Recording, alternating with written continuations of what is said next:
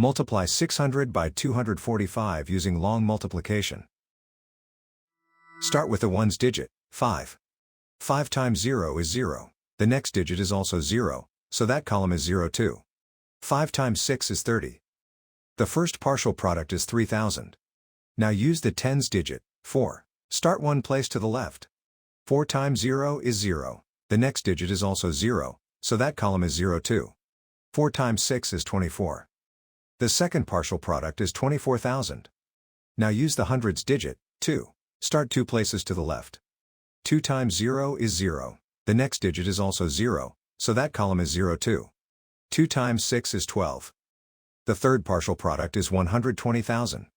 Now add the partial products, working from right to left. The ones, tens and hundreds columns each add to 0.